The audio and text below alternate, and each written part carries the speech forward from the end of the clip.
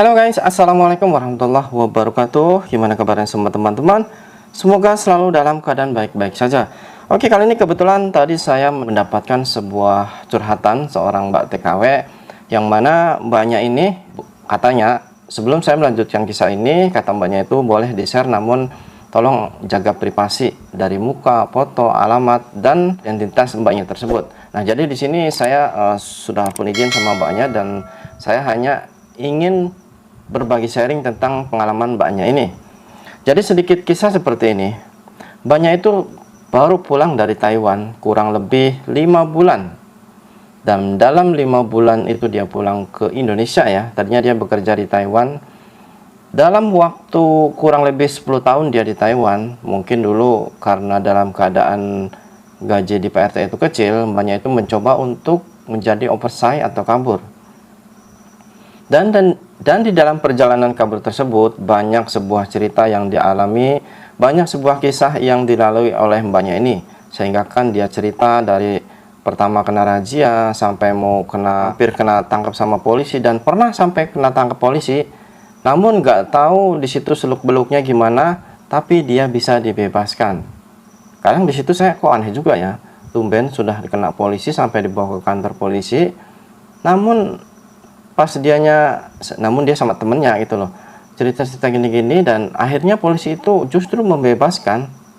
Itu yang saya heran di situ ya. Namun mungkin emang ada juga sih yang seperti itu ya. Nah, singkat cerita, mbaknya itu pulang ke Indonesia, dan dia karena dulu pernah bikin rumah ya, rumahnya emang bagus, namun kan karena sudah lama ditinggalkan, rumah itu perlu direhab ya. Dan mbaknya ini pun mencoba untuk merehab rumah, terus dia pokoknya membersih rumah tersebut sampai bagus ya. Dan setelah bagus tersebut, mbaknya itu seolah-olah dia dalam keadaan yang dia pulang hanya membawa uang seberapa ya, padahal dia kaburan, namun nggak tahu masalahnya dalam keuangan dia justru minim ya.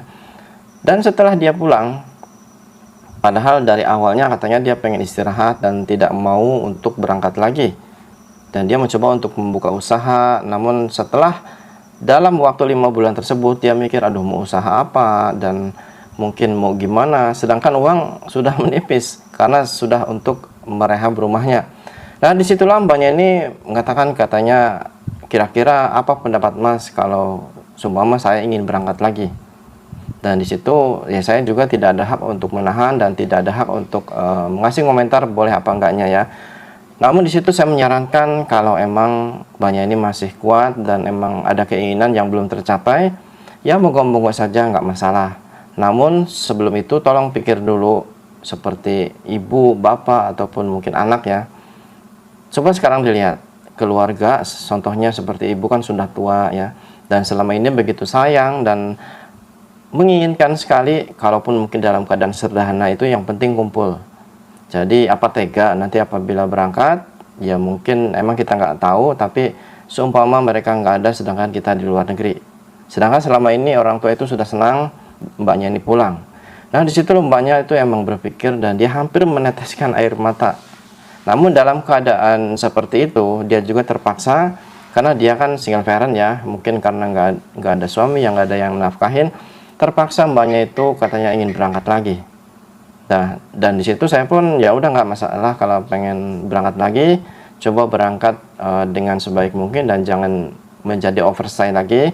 Dan nanti apabila bekerja, kumpulkan uang sebaik mungkin, karena sekarang dia tahu sendiri kebutuhan di Indonesia itu sangat banyak dan memerlukan uang yang emang sangat banyak sekali. Apalagi kalau kita seumpama pas pulang tidak memiliki usaha ataupun mungkin sampingan lainnya, berapapun uang kalian bawa ya itu akan habis.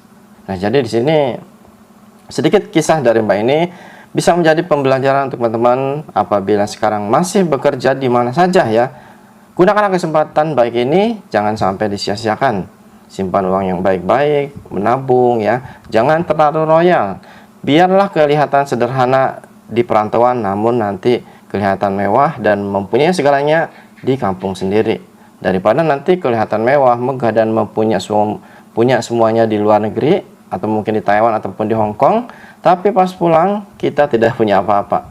Nah, itu otomatis nanti akan malu dan akan menjadi perbincangan atau ocehan para tetangga ya.